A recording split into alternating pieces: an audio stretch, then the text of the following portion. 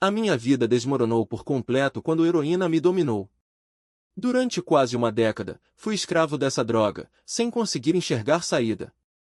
Já tinha passado por vários médicos, tentado tratamentos, mas nada funcionava. Até que, uma noite, deitado na cama, olhei para os pés e vi uma cobra gigante enrolada na beirada do colchão. Ao virar a cabeça, percebi filhotes de cobra rastejando ao meu lado, como se eu estivesse afundando em areia movediça, só que no lugar da areia, eram serpentes subindo pelo meu corpo. Foi aterrorizante. Pouco depois, acordei no hospital e uma enfermeira incrivelmente linda estava ao meu lado. Era a mulher mais bela que eu já tinha visto.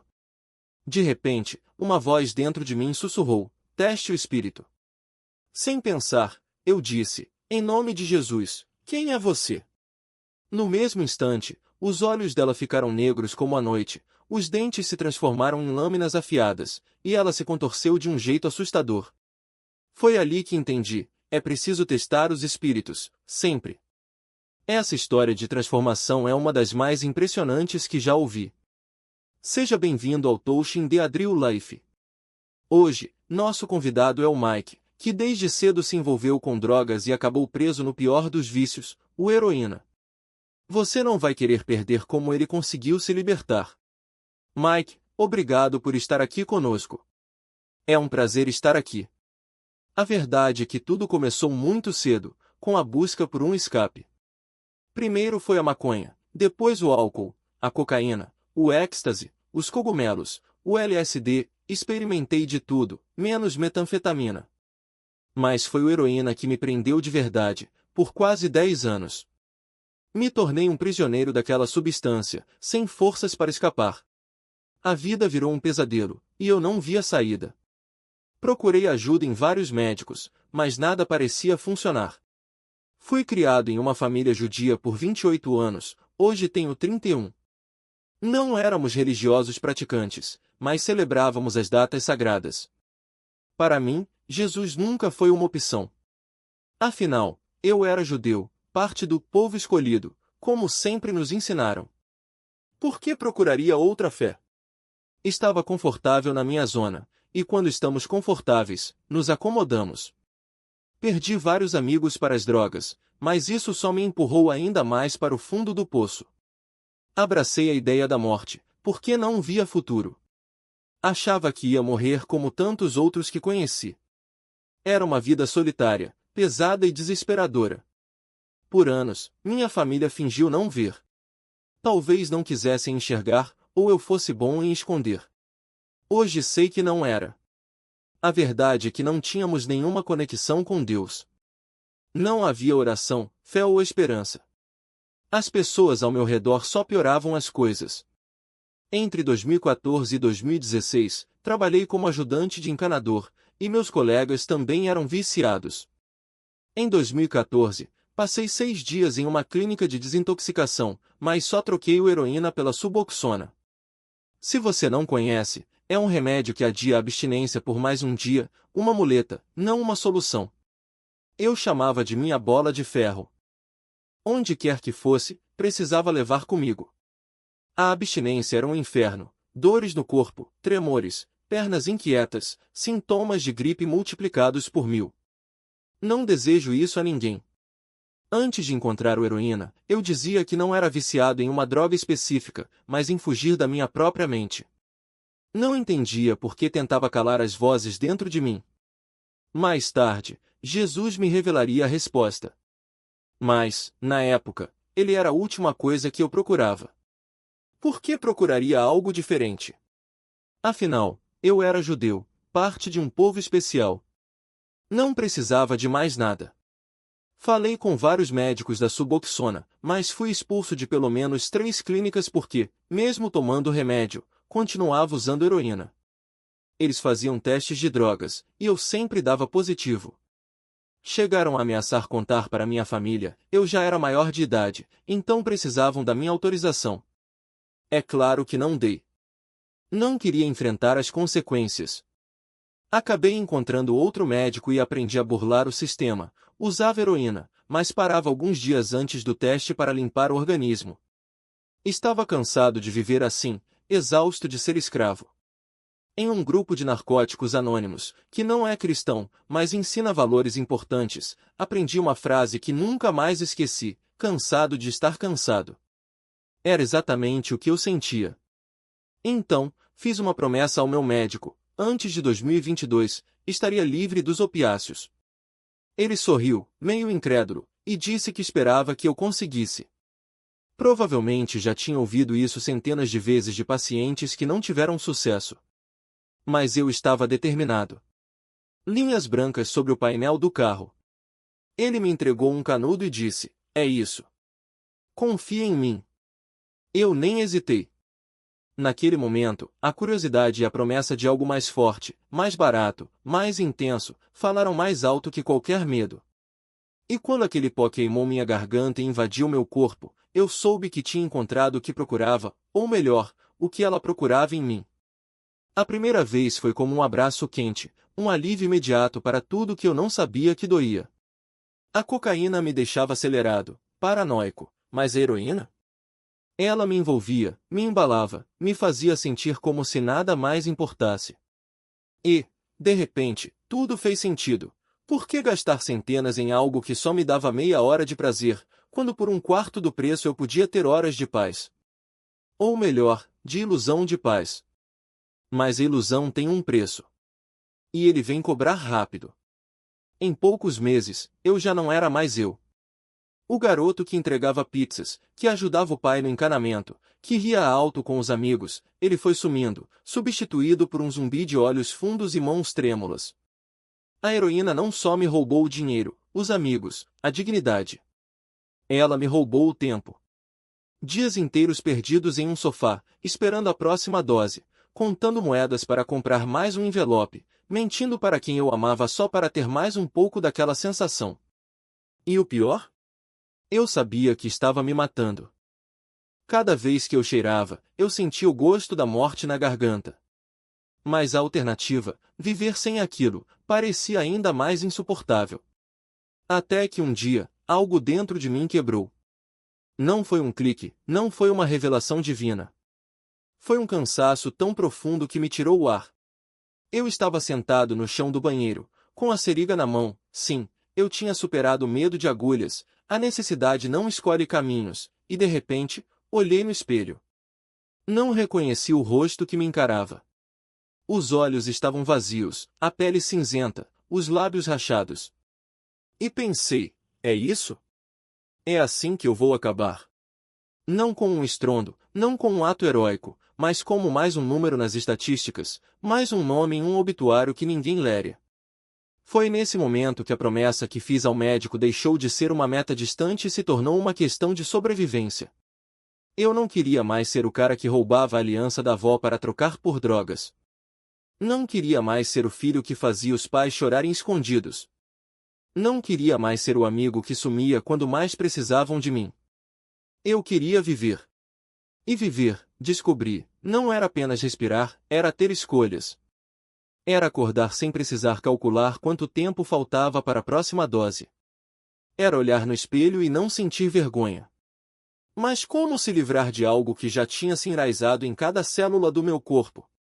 Como dizer não para a única coisa que, por anos, tinha sido minha companheira mais fiel, mesmo que ela estivesse me matando aos poucos? Foi aí que comecei a pesquisar. Primeiro, as opções mais fáceis, clínicas de desintoxicação no México, terapias com plantas, tratamentos alternativos. Mas cada uma delas exigia algo que eu não tinha: dinheiro. $10.000. Eu mal conseguia juntar $10. Então, comecei a pensar no que eu tinha: um corpo quebrado, uma mente exausta, e uma vontade desesperada de não morrer. E foi assim que cheguei à conclusão mais assustadora de todas: se eu quisesse mesmo me salvar, teria que fazer isso sozinho. Ou quase. Porque, no fundo, eu sabia que não conseguiria sem ajuda. E foi por isso que, mesmo relutante, aceitei a ideia do cemitério. Não era o emprego dos meus sonhos, longe disso. Mas era um lugar onde ninguém me ofereceria drogas. Onde eu não teria que lidar com a tentação diária de colegas usando. Onde, talvez, eu pudesse finalmente respirar sem sentir o peso da abstinência me esmagando. E então, quando menos esperava, a porta se abriu. O telefonema que eu não queria receber chegou. Você tem um emprego. Quando pode começar? Eu poderia ter dito não. Poderia ter inventado uma desculpa, desistido, voltado para a mesma rotina de sempre. Mas algo, talvez o mesmo instinto que um dia me levou a experimentar a heroína, me fez dizer, daqui a 2 semanas. E foi assim que, em um dia frio de 2021, eu entrei no cemitério pela primeira vez. Não como visitante. Não como alguém que passava por ali apressado, evitando olhar para as lápides.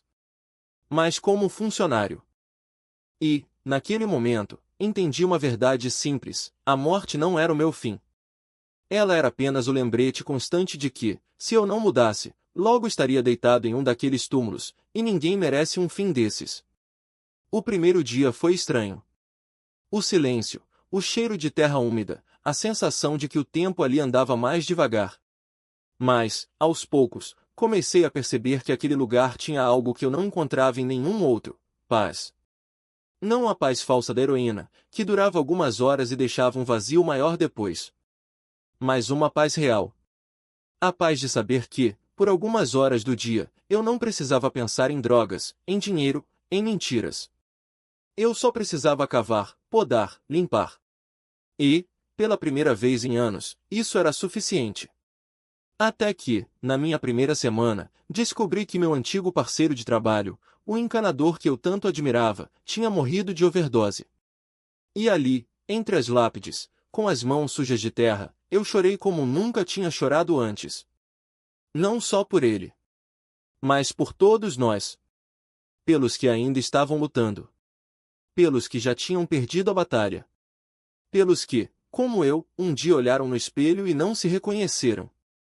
E foi naquele momento que eu soube: se eu não fizesse algo agora, seria o próximo. E eu recusava ser o próximo. Despertando em lugares que não reconhecia, com as mãos tremendo e a mente nublada pela abstinência. E ali, naquele estacionamento vazio, sob o céu cinzento de dezembro, eu entendi que a morte não me queria.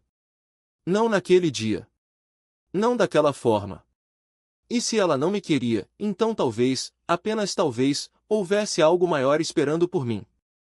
Voltei para casa com o corpo quebrado, a alma mais quebrada ainda, e uma certeza: eu não podia mais enganar a mim mesmo. Meus pais me receberam com os olhos vermelhos, mas sem perguntas. Minha irmã, aquela mulher de fogo e coração gigante, cruzou os braços e disse: dessa vez, você vai ficar. Mas se vacilar, eu mesma te ponho pra fora. E eu fiquei.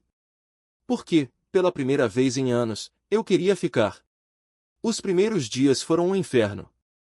A dor física era insuportável, mas a vergonha era pior. Eu me encolhia no chuveiro, deixando a água escaldante queimar minha pele, como se isso pudesse lavar o que eu tinha feito. Roubado. Mentido. Traído. Cada lembrança era um soco no estômago, e eu merecia cada um deles. Mas ali, entre os espasmos e as lágrimas, eu comecei a ouvir uma voz que não era a da culpa. Era baixa, quase um sussurro, mas insistente: você não precisa ser isso para sempre. Foi então que voltei ao cemitério. Não como um fantasma, mas como alguém que ainda respirava, por pouco. Meus colegas me olhavam de canto de olho, como se esperassem que eu desabasse a qualquer momento. E, em muitos dias, eu desabava mesmo. Cochilava no meio de uma escavação, acordava com a pá na mão e a terra nos joelhos. Uma vez, um enterro quase terminou comigo desmaiado ao lado do caixão. O padre me lançou um olhar que misturava pena e reprovação, e eu soube que ele sabia. Todo mundo sabia. Mas algo mudou quando comecei a cavar as covas. Não era só o trabalho braçal, o suor que escorria pelas minhas costas enquanto eu afundava a pá na terra. Era o silêncio.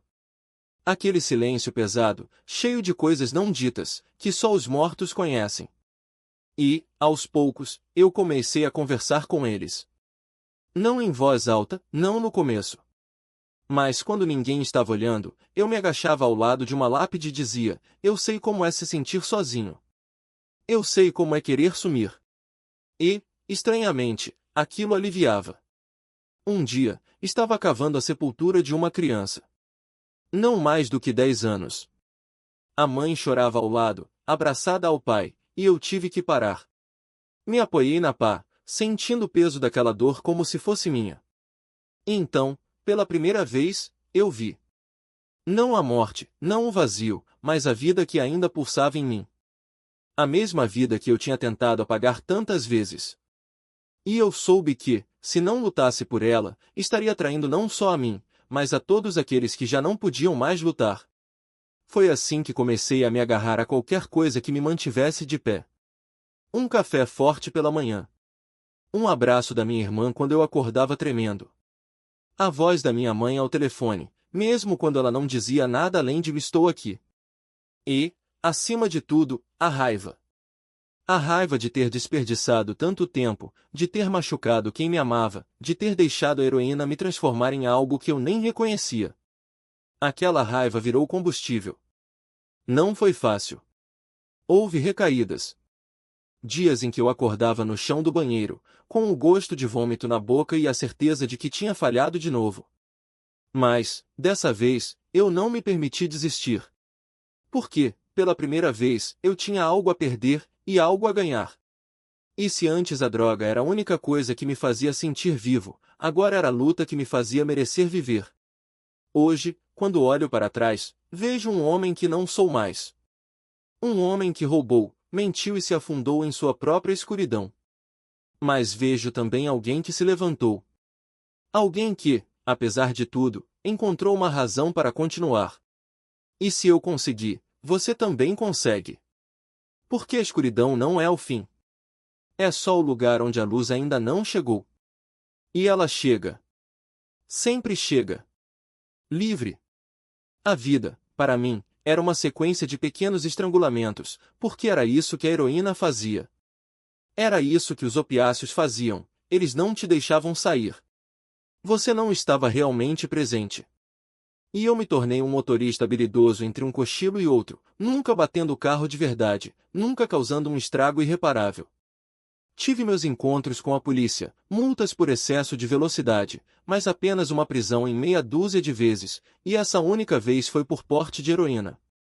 E mesmo ali, Deus estendeu sua mão sobre mim. Saí daquela situação com pouco mais do que um susto e um pagamento ao tribunal. Mas foi ali, no meio daquele caos, que ele entrou na minha vida. Jesus se revelou para mim de um jeito que eu jamais poderia ter imaginado. Na época, eu era fascinado pelo paranormal, pela caça a fantasmas, pelo novo, tarô, cristais, tudo que envolvia aquela espiritualidade alternativa. Nunca me disseram que havia algo errado nisso, então eu mergulhei fundo, sem medo. Nunca tive experiências demoníacas assustadoras que me fizessem recuar. Na verdade, algumas foram até interessantes. Mas, apesar disso, algo mudou quando assisti a um podcast. Mais tarde, descobri que o apresentador era um cristão renascido. Ele tinha uma gravação antiga de um programa de rádio, de uns 30 anos atrás, com Bob Larson. Uma jovem ligou, possuída. Ele começou a orar por ela, e o Espírito falou através dela. Eu não entendi aquilo. Quando pensava em demônios, imaginava os filmes de terror, a sopa de ervilha saindo da boca, aquelas cenas exageradas. Nunca achei que fossem reais. O inferno não era real. O diabo não era real. Era só uma história para assustar as pessoas.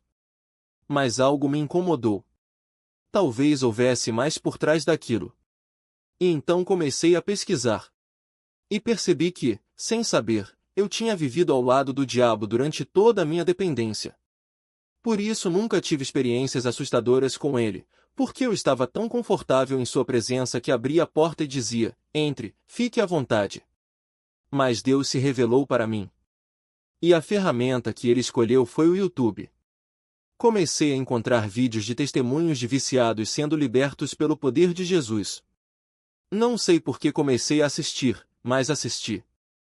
No início, achei que aquelas pessoas estavam loucas, fora de si. Como é que um homem invisível no céu pode libertar alguém de um vício que eu sei o quanto dói? Que eu sei o quanto é real? Não fazia sentido. Aquilo não podia ser verdade. Ou eram malucos, ou estavam tentando tirar dinheiro de mim. Mas continuei assistindo. Um vídeo, depois outro, depois outro.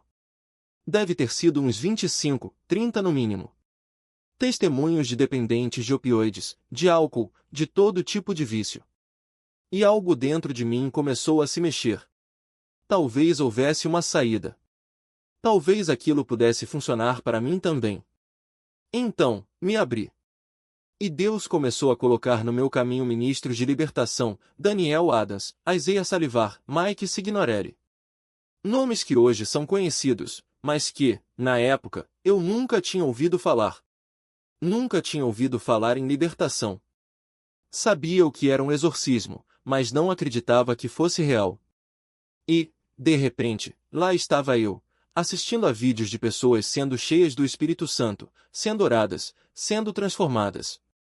Eu não entendia aquilo, mas queria. Queria aquela alegria que elas tinham. Porque eu não tinha alegria. Tinha depressão. Tinha raiva. Tinha uma ansiedade que me sufocava, especialmente quando o efeito da Suboxona passava. Sentia meu coração como um tambor no peito, como se fosse explodir a qualquer momento. Era a vida que eu conhecia. Era o que eu achava normal. E eu estava no fim da linha. Não naquele exato momento, mas já tinha pensado em suicídio várias vezes. Precisava de liberdade. Precisava de uma saída. Foi quando Deus me guiou até The Supernatural Life, um ministério que fazia reuniões pelo Zoom 2 vezes por semana. Assinei por $4 ao mês, um valor que eu já tinha jogado fora em coisas bem piores. Por que não tentar? Por que não dar uma chance? E comecei a ver pessoas sendo libertas, sendo preenchidas por algo que eu não entendia, mas que eu queria desesperadamente. Queria paz. Queria alegria. Queria sentir que minha vida não era só aquilo, uma prisão de dor e vazio. E então, algo inesperado aconteceu. Sem que eu percebesse, Jesus estava me preparando. Eu chamo esse período de o período de preparação, porque ele estava trabalhando em mim sem que eu soubesse. Se ele tivesse chegado e dito, siga-me, eu teria perguntado, por quê? Mas ele me conduziu de um jeito tão natural que eu achei que era eu quem estava tomando as decisões. Foi assim que comecei a ouvir música de adoração. Não sei como, não sei porquê, mas ela me acalmava. Meus pais ficavam irritados quando eu tocava aquelas músicas de manhã, enquanto me arrumava para o trabalho. Pare com essa música de Jesus, eles diziam. Mas eu não sabia explicar por que aquilo me fazia bem. Só sabia que fazia. Foi nessa época que uma garota com quem eu conversava me disse, você deveria assistir The Chosen. E eu assisti. E chorei. Eu, que não chorava há anos, desde que Robbie morreu, na verdade. Chorar não era algo que eu fazia. Os opiáceos te deixam anestesiado, te fazem não sentir nada. Mas ali, diante daquela série, algo se quebrou dentro de mim. Tentei mostrar para meus pais, mas eles não se importaram. Eu, sim. E enquanto assistia aqueles vídeos de libertação, algo em mim clamava, se Deus fez isso por eles, talvez Ele possa fazer por mim também. E foi assim que tudo começou. Estava me aprisionando. E eu fiz. Sentei-me com um caderno e uma caneta, e comecei a escrever. Não foi fácil. Cada linha era um peso que eu carregava, uma lembrança que eu tentava enterrar, um pecado que eu não queria encarar. Mas ali, sob a luz fraca daquela lâmpada no quintal dos meus pais, eu rasguei as páginas da minha própria alma. Escrevi sobre a heroína, sobre as mentiras, sobre as noites em que eu desejava morrer. Escrevi sobre Robbie, sobre como eu o havia falhado, sobre como eu havia falhado comigo mesmo.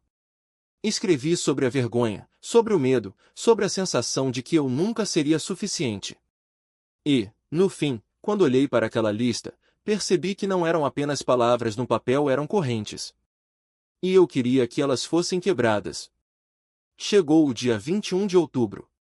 Eu estava nervoso, mas também havia algo dentro de mim que queimava com uma certeza estranha. Não era a mesma ansiedade de antes de usar, não era o desespero de quem busca uma fuga. Era algo mais profundo, como se uma parte de mim já soubesse o que estava por vir. Entrei na chamada do Zoom, e Chris apareceu na tela. Ele tinha um sorriso tranquilo, daqueles que fazem você se sentir acolhido mesmo sem nunca ter visto a pessoa antes. E então ele começou a orar. Não foi como da primeira vez. Não houve raios, não houve línguas estranhas saindo da minha boca sem controle. Mas algo aconteceu. Foi como se uma mão invisível começasse a puxar, devagar, as correntes que eu havia listado. Uma por uma. Ele mencionou cada coisa que eu tinha escrito, e a cada palavra, eu sentia algo se soltar dentro de mim. Quando ele chegou ao nome de Robbie, eu chorei. Não foram lágrimas de tristeza, mas de alívio. Como se, finalmente, eu pudesse respirar sem carregar o peso da culpa. Quando ele falou sobre a heroína, foi como se uma névoa se dissipasse. Eu não sentia mais o desejo ardente, a necessidade desesperada. Era como se, de repente, eu pudesse olhar para aquela substância e não sentir nada além de pena, pena por quem ainda estava preso a ela. No fim da oração, Chris me perguntou: "Como você está se sentindo?" E eu não soube responder. Não havia palavras para descrever aquilo. Era como se eu tivesse passado anos vivendo em um quarto escuro e, de repente, alguém tivesse aberto as cortinas. A luz doía, mas era uma dor boa, uma dor de renascimento. Eu disse a ele que me sentia leve. E era verdade. Pela primeira vez em anos, eu não sentia o peso da minha própria existência. Mas a batalha não tinha acabado. No dia seguinte, acordei com uma vontade absurda de usar. Não era um desejo físico, não era abstinência, era pior. Era como se o diabo estivesse sussurrando no meu ouvido: "Você acha mesmo que isso vai durar? Você acha que Deus realmente se importa com você?" Eu lutei. Peguei meu telefone e comecei a ler versículos que eu havia salvado, a ouvir músicas de adoração, a me lembrar daquela sensação de liberdade. E então, do nada, uma paz desceu sobre mim. Não era uma paz fabricada, não era uma ilusão. Era real. E eu soube, naquele momento, que Deus não tinha me abandonado. Nos dias que se seguiram, algo mudou. Não foi da noite para o dia, mas foi constante. A vontade de usar diminuiu. As memórias dolorosas perderam o poder de me paralisar. E, o mais incrível de tudo, eu comecei a sentir algo que eu não sentia há anos: esperança. Não era a esperança vazia de quem espera por um milagre distante, mas a esperança firme de quem sabe que está sendo transformado. Eu ainda tinha dias difíceis, ainda tinha momentos em que a dúvida voltava. Mas agora, eu tinha algo que antes não tinha, uma certeza. A certeza de que Deus estava comigo. A certeza de que, não importava o que acontecesse, eu não estava sozinho. E então, como se tudo estivesse sendo orquestrado por uma mão invisível, as coisas começaram a se encaixar. A garota que me levou ao batismo me apresentou a uma igreja. Um amigo de infância, que eu não via há anos, me convidou para um grupo de estudo bíblico.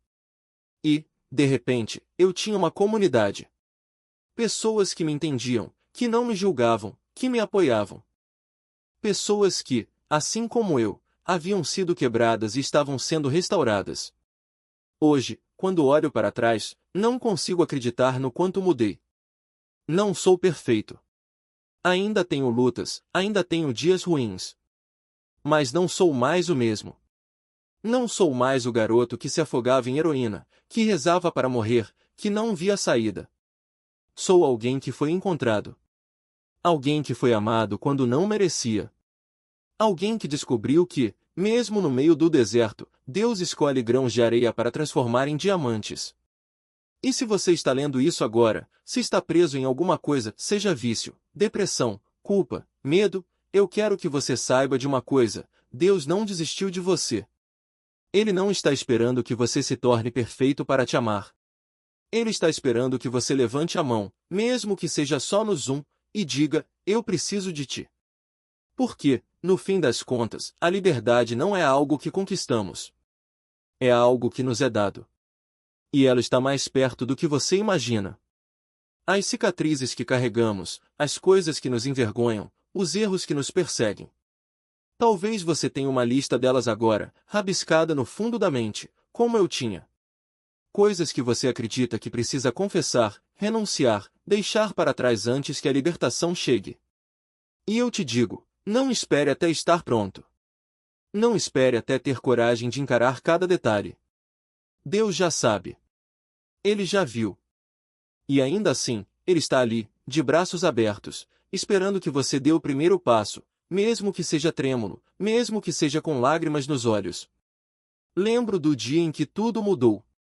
Tirei o dia de folga do trabalho, como se fosse um compromisso sagrado. O horário marcado era ao meio-dia, mas para mim, era muito mais do que isso, era o momento em que eu finalmente pararia de correr. Entrei no galpão dos meus pais, o mesmo lugar onde Deus já tinha me encontrado antes, mesmo com o cheiro de erva ainda pairando no ar. Não sei por que voltei ali. Talvez porque, no fundo, eu soubesse que aquele era o lugar onde as coisas precisavam ser resolvidas. Preparei o celular, abri o Zoom, e começamos. A primeira hora foi de renúncia. Uma a uma, as coisas que eu carregava foram nomeadas, os vícios, as mentiras, as feridas que eu nem sabia que existiam. E então veio a oração. A libertação. Quando o pastor começou a orar, algo dentro de mim se quebrou. Não lembro de tudo. Na verdade, não lembro de quase nada. Só sei que, quando acordei, a gravação estava lá, e o que vi me assustou. Porque não era eu. Não era a minha voz. Não era o meu rosto. O primeiro espírito que se manifestou foi Jezabel. Como você entrou? Perguntou o pastor. E a resposta veio, arrastada, como se cada palavra doesse. Ele foi molestado aos 8 anos. Por um amigo da família. Eu não me lembrava. Não até aquele momento. Mas ali, na tela, estava a verdade que minha mente tinha enterrado. E mesmo assim, eu perdoei. Não por ele. Por mim. Porque o perdão não é sobre quem nos machucou, é sobre quem nós nos tornamos depois. Depois veio Leviatã. Um espírito de raiva, de orgulho, de tudo que eu tinha usado para me proteger. Ele gritou. Eu gritei. E mesmo assim, ninguém veio. Nem meus pais, que não estavam em casa, nem os vizinhos. Como se Deus tivesse colocado uma bolha ao meu redor, abafando o som da minha própria batalha. Porque Ele sabia que eu precisava passar por aquilo. Que eu precisava vencer. Python veio em seguida. Feitiçaria. Drogas. A escravidão que eu chamava de vício, mas que, na verdade, era uma corrente espiritual. Muitos não entendem isso, acham que é só química, só fraqueza. Mas não é. É guerra. E eu tinha perdido todas as batalhas até então. Até que, naquele dia, a última leitura de tarô que fiz para mim mesma se cumpriu. As cartas tinham dito, algo grande está por vir. O inimigo sabia. Ele sabia que seu tempo estava acabando. 77 espíritos saíram de mim naquele dia. Jezabel, Leviatã, Python, ansiedade, depressão, ódio, suicídio, nomes que eu nem sabia que carregava. E quando acabou, eu pensei que estava livre. Mas ainda havia um peso no peito. Então, com o fogo do Espírito ainda queimando em mim, eu me levantei, fui até a lixeira e comecei a declarar: vocês não têm mais poder sobre mim. Saiam em nome de Jesus. Gritei. Tossi. E de repente, o peso se foi. Como se uma pedra de anos tivesse sido substituída por uma pena. Hoje, quando compartilho meu testemunho, sinto essa pena se mover no peito. É leve. É real. E sei que Deus ainda está trabalhando. Porque não há poder maior do que uma história de redenção. Você pode pregar o evangelho o dia inteiro, mas quando alguém diz, isso aconteceu comigo, algo se quebra dentro das pessoas. Elas reconhecem a verdade. Elas veem que, se Deus fez por mim, Ele pode fazer por elas também. E é por isso que eu te digo, não importa o que você carregue. Não importa o tamanho da sua lista. Deus não está esperando que você se limpe sozinho. Ele está esperando que você diga, eu não consigo. Mas tu podes. Porque a liberdade não é uma conquista. É um presente. E Ele já está estendendo a mão. Não estava sofrendo em silêncio sozinho. Era como se, de repente, alguém acendesse uma luz no escuro e eu visse que havia outros ali, caminhando no mesmo vale, carregando as mesmas cicatrizes. E a pergunta surgia, quase como um sussurro: se Deus fez isso por ele, por que não faria por mim? Durante um tempo, talvez o primeiro ano, porque quando fui liberto, o mundo ainda estava preso nas garras da pandemia, Deus me isolou. Não por castigo, mas por propósito. Muitos da minha família não me deixavam participar dos encontros, das ceias, das reuniões. Decisões que eu não tomei, mas que me marcaram. Decisões que, se você ler nas entrelinhas, entenderá sem que eu precise dizer mais. E naquele isolamento, Deus encontrou espaço para trabalhar. Ele me moldou, me ensinou, me transformou no homem que Ele queria que eu fosse. E ainda estou aprendendo. Ainda estou crescendo. Não acho que essa jornada terá fim até o dia em que Ele me chamar para casa. No começo, meus pais não davam glória a Jesus. Para eles, era só mais uma fase. Ele virou cristão agora, mas logo passa. Como se fosse um capricho, uma moda passageira. Eles não entendiam que o que Deus tinha feito em mim era definitivo. Não havia volta. Cada passo para trás seria uma queda. E não foi fácil.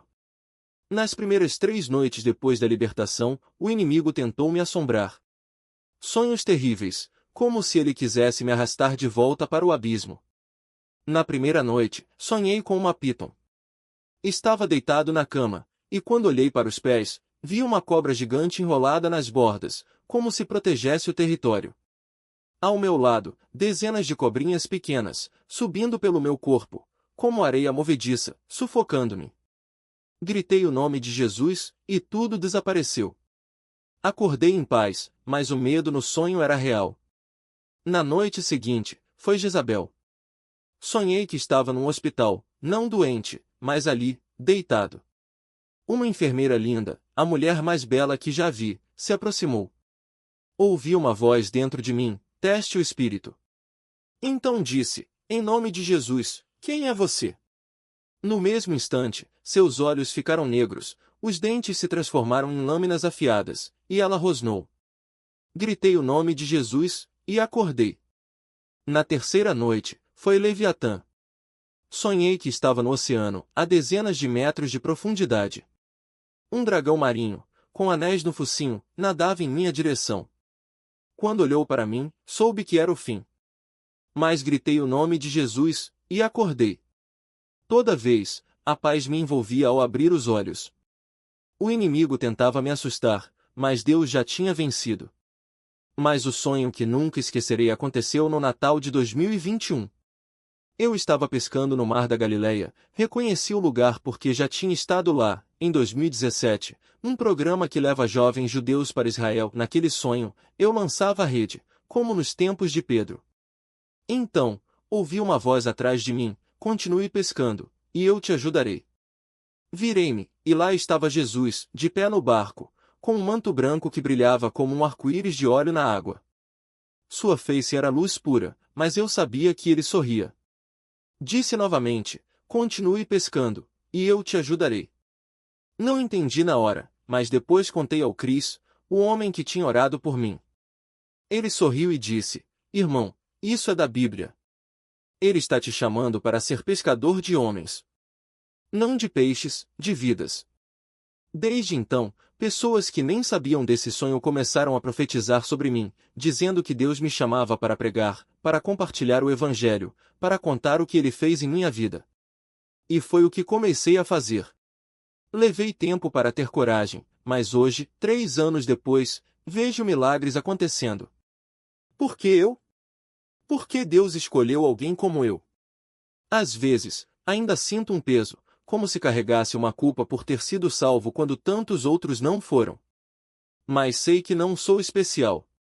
Deus tem um propósito para mim, assim como tem para você.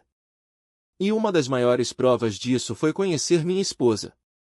Foi em janeiro, logo no início do ano. Deus escreveu essa história. Cada detalhe. Cada encontro. Cada palavra.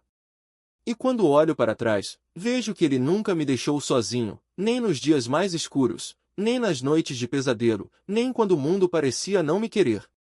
Ele estava lá. E está aqui, agora, estendendo a mão para você também.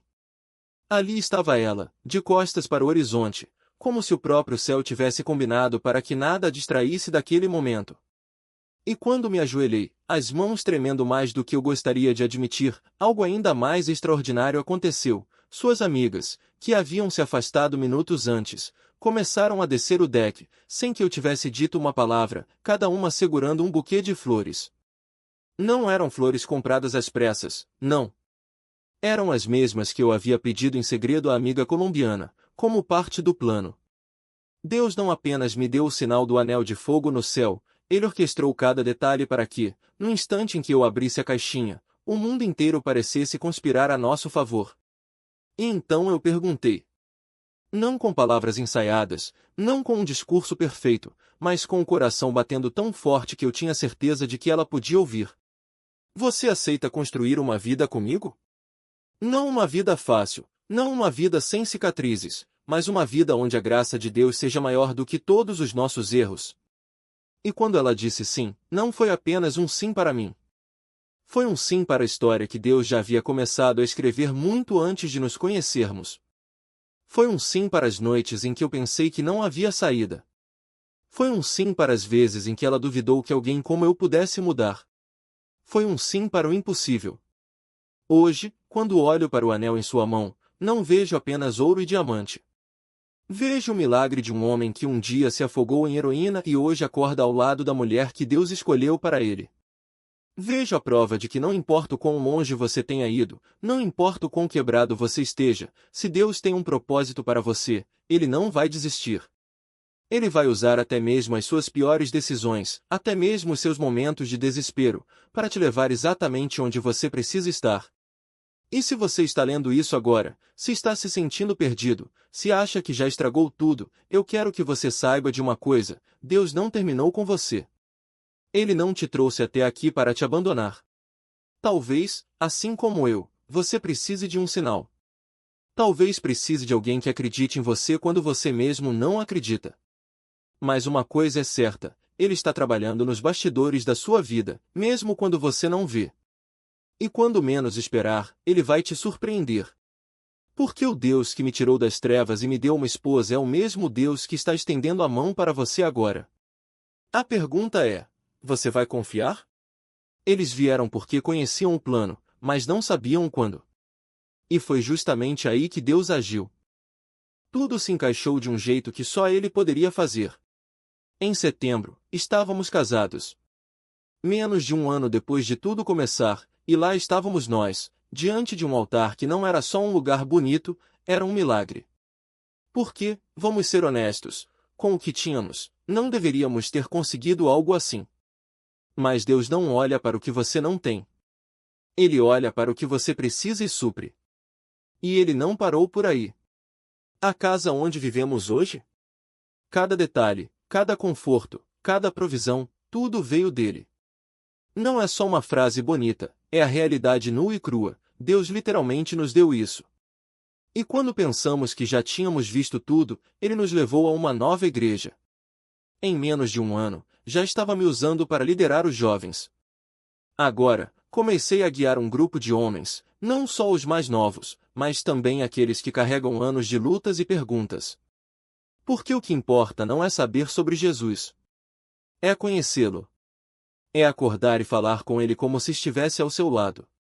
É ter uma relação tão íntima que, quando a tempestade chegar, você não precise gritar, Ele já está ali, segurando sua mão. E sabe o que acontece quando você vive assim? As montanhas se movem. Os vales se transformam em caminhos. Porque Deus não muda.